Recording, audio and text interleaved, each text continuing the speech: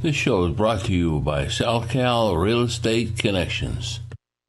Welcome to Telescope View, and we're here with co-host Rick Teles, and back from assignment, co-host Steve Parker, and yours truly. In tonight's show, and believe me, we're in for a treat tonight, as we're going to talk about the UFO phenomenon. And I believe, Rick, you know a few things about that.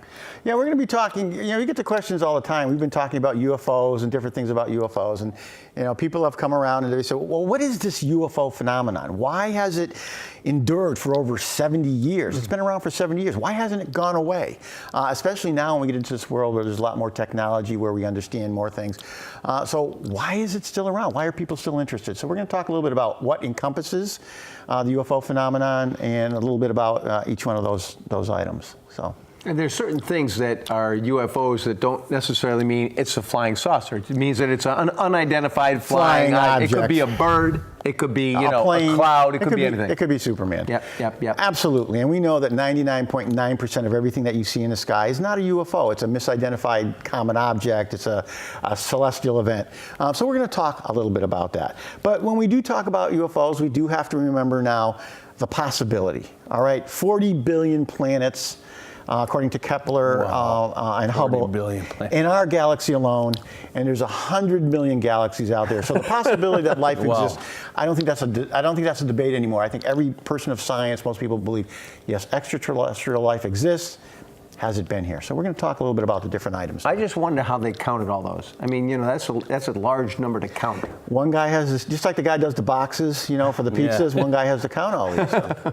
When would you say the modern era of the UFO started, Rick? Well, 1947 marked the modern era of the UFO. That's when Kenneth Arnold first saw the silvery, what he called disc, floating across Mount Rainier in Washington. And that kind of started it right there. And then, of course, shortly after that in 47, we had Roswell. But you mentioned when we talk about the UFO phenomenon, not everything is a UFO. But we have things, we have UFOs, we have USOs, we have ULOs, we have UAPs. Okay, what are all those things? Okay, UFO is an unidentified object. A USO is an unidentified submerged object, and we've had some of those. A ULO is an unidentified lighted or luminous object, same thing, sometimes called nocturnal lights. And a UAP is an unidentified anomalous phenomenon. And we have a number of those as well. They may be called daylight discs. But we've had a number of those, and again, in the water, in the sky, people have seen things and they don't know what they are. So, like an orb, you hear people talk about orbs all the time. Right. Is that a lighted UFO? Yeah, when they say that they're luminous, yeah, that would be a ULO or a lighted object, a lighted unidentified object. When we talk about UFOs, things that come to mind, things we've talked about would be the UFO at Exeter, New Hampshire. It might be a UFO, the Chicago Hare incident, where they saw this disc-shaped thing blow right through the clouds. It was sitting right over. Yeah. The thing about UFOs is there's a lot of different shapes. We have the classic, saucer shape like we have sitting here on the desk with us. We've had cigar shapes. We've had star shapes, orbs, spheres, crescents. You can go online, you can look at the chart for different types of UFOs. People have seen different things, but of course they're not all. Now, when you say UFO, and then we have the USOs, the submerged, were they a combination of UFO in the air and water? Some, in fact, were reported, yes. I mean, it's funny, the U.S. Navy is really tight-lipped about all this, and we've mentioned this before. They're the one group we can't crack, and even though I talked to a Navy person when we put the book together, he would not go into the Navy stuff, but there's been many reports, credible reports from sailors saying they saw this thing fly through the sky and then submerge. And people say, well, that can't happen. Well, actually it can. Boeing has an amphibious missile that they have today, which can actually go underwater, take off, and then fly. Not from a submarine, it just stays on the bottom of the ocean and it takes off. So we can, in fact, we can do that. But that's just one aspect of the UFO phenomenon. Another one is a thing that people love to talk about, crash retrievals. Okay. That's exciting. Okay. That sounds exciting. It is. The crash retrieval is reports of crashed or damaged UFOs that the government may have picked up. And of course, what comes to mind with that one is Roswell right away. And apparently this has happened more than just Roswell, but they put lids on this when this occurs. So that's another part of this whole UFO phenomenon. You got the UFOs, and you have crash retrievals, and everybody seems to like different areas of this. Some people love to hear about the crash retrievals. They like to know just about the UFOs. So that's just another aspect of this UFO phenomenon. Now, tell me, have you ever been involved in an investigation with one of these retrievals? With the crash retrievals, I have never actually been on site with a crash retrieval. I have seen paperwork and files regarding crash retrievals, but I have never been physically on site. I mean, the information in this is very highly secretive, right? Very few people ever know about any of these, and it's kept that way for a reason. You don't know what you're dealing with. You don't know who it really belongs to. Remember in the beginning, there was a number of projects. One was called Project Moondust back in the 60s, and Project Moondust's job was to collect any crash retrieval. Now, right away, people assume that's alien. Well, it was anything. It could be a lost Soviet satellite that they wanted to recover first. It could be our satellite. But they would go out there and they would recover these things. In the movie Hangar 18, I don't know if you've seen that movie. It's about a crash UFO. The people who had arrived there in the helicopters, they were Project Moondust. They would do that type of thing. So that's another thing that you would do. Have I been involved firsthand? No, not in a crash retrieval. I'd love to do that. When was the last time that anybody reported a crash retrieval, or you have heard of one because you're in that world? They get reported all the time, but they're not real. They're not a real crash retrieval. Roswell's probably one. There's been a couple. That's a long time ago. There's been a couple in Europe and in the Middle East. Whether or not they're all real, I don't know for sure. I didn't have enough information on that. I mean, when you're talking about Roswell, the retrieval now, that's what really keeps the mystique, I like to call it, going. They talked about the Greys and the bees, and I mean, this is real. We're going to talk a little bit about those aliens. Actually, in another episode, we're going to talk about those aliens. But they talk all about that. That's what they found at Roswell. Now, an interesting thing happened when we did the presentation last week. Larry was with me. We did a presentation. Did you hear the man mention the Air Force Base in upstate New York? The what? The Air Force Base in upstate New York. Yes. I said, funny you should mention that. It's called Griffiths Air Force Base. It was an annex of Wright-Patterson. They did certain research up there. The Air Force Base went away, but the story was there's a building stayed there and who knew what was in it. But the information I received, and when I was talking to the other people, is that some of the Roswell stuff actually went to New York at Griffiths back in the 40s and 50s and somewhere back there. So the fact that he's saying something about Griffiths and he heard something, I thought that was interesting. It kind of corroborated some of the other stuff that we had heard. I have never heard that, Rick. You're telling me that there's actually people saying that some of these things went to New York? Yes. Oh, the guys that I spoke to in the book, they said that, it didn't go everywhere that you would expect it to go because that's where people would look for it. But some of it went to places like Griffiths Air Force Base in upstate New York. Wow. And one guy said it was one went to an industrial park that you would drive by all the time and you wouldn't notice in a million years that it was something special in there. Hiding in plain sight is the idea. Okay. So you have the crash retrievals, but there's another piece of this. Some people like the crash retrievals. Now this is the one that everybody seems to love, but close encounters and abductions. Oh boy. Everybody loves the close encounters. Oh boy. Yeah. Close encounters when aliens are seen and may even interact with people. And of course, the abductions are when people believe they were abducted by aliens. And we could do an entire show on that. Again, you saw what happened the other day when we did the presentation, what happened with the abduction. We got to get that guy in here. I'm going to tell you.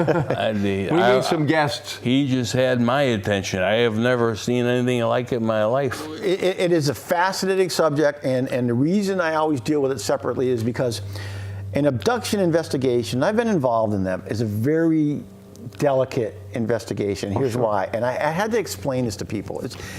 If somebody comes to you and they had a symptom that they thought they were abducted, they couldn't sleep at night, or they had some other medical issue, before you say it's an abduction, you have to make sure that these people are checked out by a doctor. Sure. What if they have a real medical condition that could be addressed, and they don't address it because somebody who doesn't know what they're talking about says, oh, you were abducted by an alien, and they get sick or they hurt somebody. So you have to be very careful with alien abductions. Like we say, to have an alien abduction investigation, first of all, you have to have a complete physical by an independent physician. That's a regular physical. You have to complete mental or psychological assessment. Okay, so we have to look for PTSD and things like that. You need a blood culture done. We have to make sure there's no drugs or anything else in the system. You need a lifestyle analysis done. We need to know what the people's finances are like. Why would I want to know that? Are they making up a story so they're going to make money? And not that people would, but because extraordinary circumstances require extraordinary evidence. Sure. We got to make sure somebody's clean. Well, on all sure. of this stuff. I mean, you don't know if somebody's having hallucinations. So abductions are tricky. They are. They certainly are. They're very, very tricky. Close encounters are different. People see all different types of aliens. Rick, I want to ask you a question, though. In all the time you've been involved in doing this subject, I mean, do you really find the abductions to be real in any form of a way? I have never found one that we could say conclusively was real. The men I spoke to, and according to classified military records, they have never found anything. In fact, they insist that according to these files, we were told by the people who supposedly do the abductions that they don't do them and they're not necessary. It's not part of them. And they actually said, it seems that human beings love the topic, so that's what they believe in, but we don't need to do it. And we're going to talk about, and actually in the next episode, we're going to talk about who these aliens are and why they say things like this, or why they're saying something. And can you believe what we're saying? We're going to kind of talk about. Well, you get the sci-fi Hollywood version of what a gray looks like, or what and this fuels this thing, right? And it's fun. That's what we want. We love it. I mean, for entertainment purposes, we wouldn't want boring aliens. Yeah. Okay? We want them to be larger than life. We want them to be what they are. When you say that they're pretty much people like us, but far advanced, it's kind of like, I remember somebody once, we were talking to somebody and they were looking to buy a house, and the people said, was this house ever haunted? And the agent said, well, no, I don't think so. And their first thought people would be afraid. People go, oh.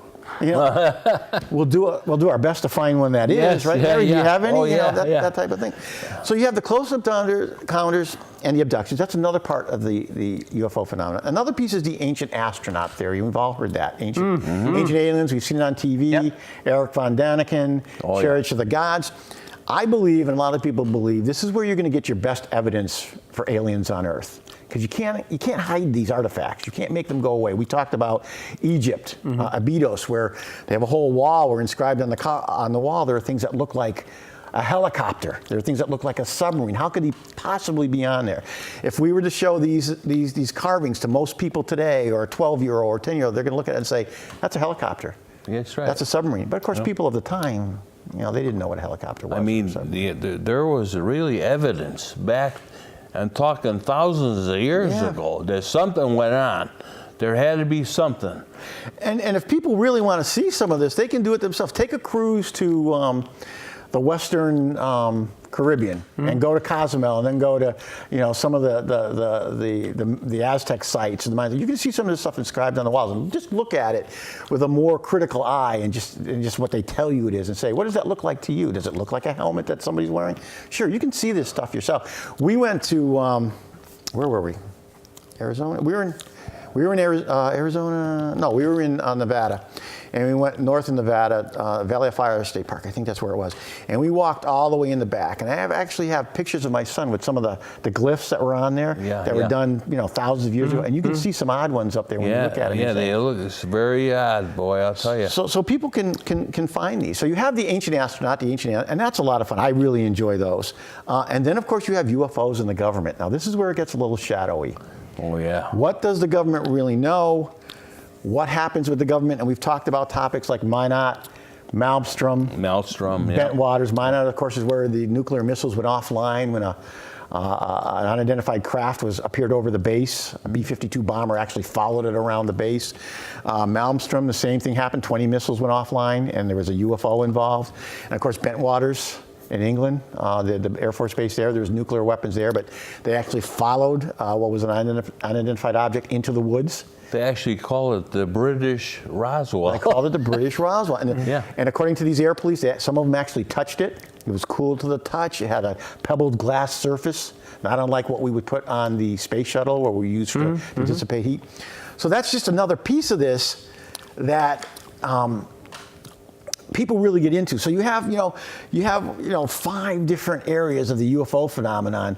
And some people, people love them all. Some people like specific ones. I'm partial to the USO, the government ones, the military ones, because I know those people and I can get, the information that I had. I can find I used to be able to find the classified files, or I can see the reports, which, these military people who their lives depend on what they observe stated, this is what happened, this is what we saw. So that's, when you look at, in today's world, if people that are out there want to look, what's the most credible, would you say, or the closest to the most credible organization or website, or things that you go out and say, this is more believable, or some of it's total bunk, but what do you look into if you want to really find out more? The group, one of the most credible groups is the Center for UFO Studies, and you can find them online. And they do some stuff. They don't do as much as they used to.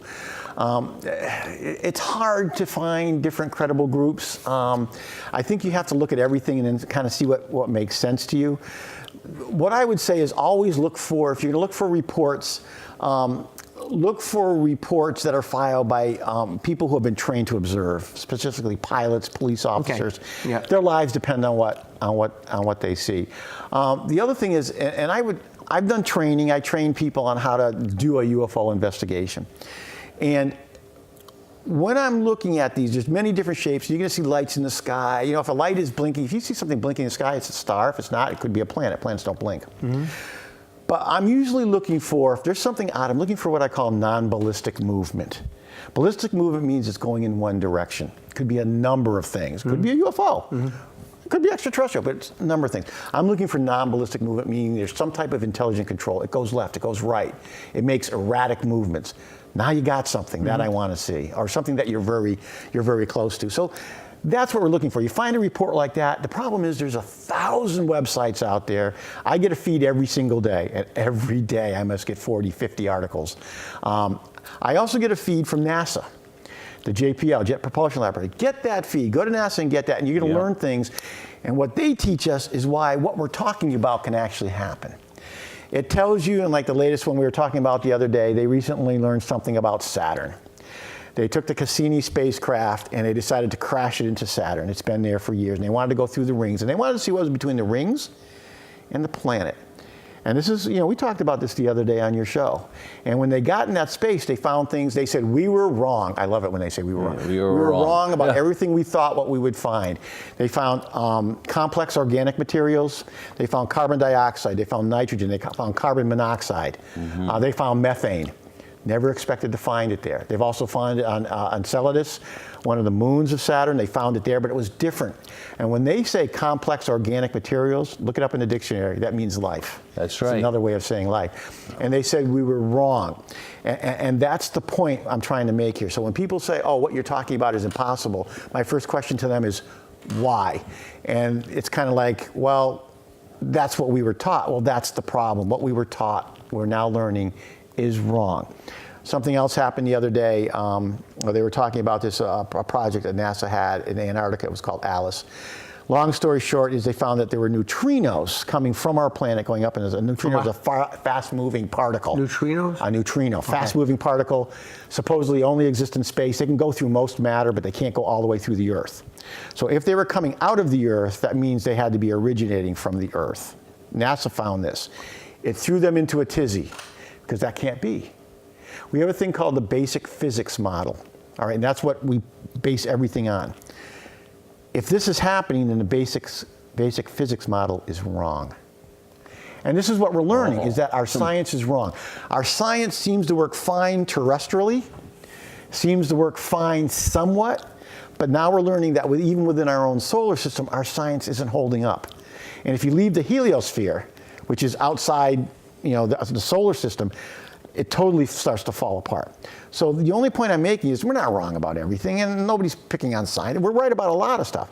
But the point is our science is still immature. It cannot comprehend some of the things that we're talking about, and we're learning every day. And when they say we're wrong, that's a big step for them to say. So, we're learning more. On vacation, Rick, I spent some time in Arizona, and I talked to some of the local tribes, and like the Hopi. I mean, when they start talking about their history, and I was scared. they start talking about the world reinventing in itself after so many years, and vortexes, and oh my dear, I'll tell you. And they're very matter of fact about it. The storytellers, it's not something different or unusual. They just start telling the stories. And the nice thing about those cultures are, you have the Southwestern cultures, the Native American type of cultures. You have the Hawaiian cultures, the South Sea Islanders. These people all believe that they're part of this system, the earth, and everything has a soul or spirit to it, which is probably closer to true, what we're starting to learn, than a rock is a rock. Yeah, I guess it is, but there's more to it. And you go to Hawaii, you can hear that all the time. Yes. The clouds, there's a spirit to them. Oh, yeah. And I think there's a lot more to that, and we're starting to learn more about that ourselves. And as we were having this discussion before we started, back in 1980, you start discussing some of this, and I would feel a little uncomfortable talking about it because it is really kind of so far out. Today I don't. I have no problem talking about it. If somebody looks at me, do you believe this? I absolutely believe this, because the question now has become, why not?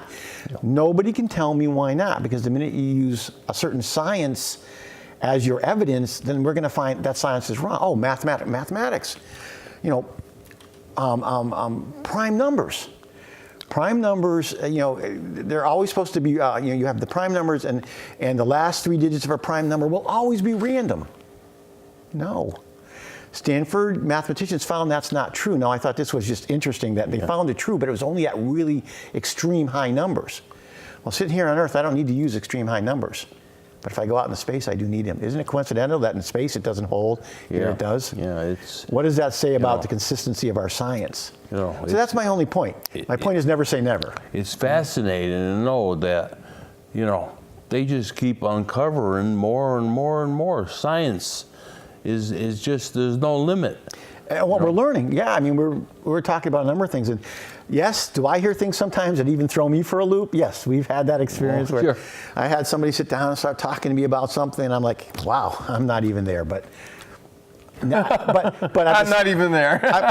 I've learned 3 things as I've done all of this and over the years. One is none of this happened by accident. All right, so there's an intelligent power somewhere that created everything. All right, if we want to call it God, the grand architect. Yes, you physics. You look at a leaf. This is just too perfect. 2, I learned that our science is immature to explain some of this, so you can't argue against it. And the 3rd thing I learned is never say never. Never say never. That's right. So if I say I've never really seen a real abduction, I'm never going to say never. I just don't know. I don't know what the motive is for that, or the opportunity or the means sometimes of abductions. I always hear about these probes and things. It's what, they don't know anything about ultrasound? We know about that, or MRI. So, but that's a discussion we could have. If we have a viewer out there that really wants to hear and have a real, honest discussion about abductions, we'll do it. Let's do it. Somebody can tell me something different, I'd love to hear it. All right. Well, that's why you really spend some time and go out and really, do presentations like you did the other day, so you make yourself available. Yes. Because you could always go to any group. If they, we can do any group, and we talked about that. That's the fun thing is doing a live group. Is fun. People get to ask questions. Right. Somebody asked me a question the other day, and I go, that's a good question. I don't know. I would love to know, why something like that would happen. It's always interesting to get somebody else's opinion. Yeah. And as usual, Rick, time is flying, and I want to remind the viewers that I'd like them to email us at theviewshow@AOL.com. We want to hear from you, and we want to talk about all these different things we've been going over. And I believe that this subject is so vast that we could talk about this for hours on hours. Yeah, and we mentioned 5 things: UFOs, crash retrievals, close encounters, ancient astronauts, UFOs, and the U.S. government. If there's something in particular that really interests people, let us know, and we can just focus on that, or that type of thing. If there's somebody out there that thinks there'd be a venue where they'd like us to come and to have that discussion, let us know. Absolutely. A charity thing. We'll do a charity thing. So we're talking about we're going to be going live here soon. We're not sure. We're not live. Oh, we're going to be alive. We're going to be alive. Okay. We're going to be alive soon. I'm alive right now. And we're going to talk about maybe having, like Rick was talking about today, get a group of people, and we'll have interjection from the people. Yeah, people can stand up and ask. Absolutely, but time is flying. We got to get out of here. I want to thank everybody for watching the show. I want to thank everybody at Nutmeg, and believe me, this is getting better and better. Thank you and good night.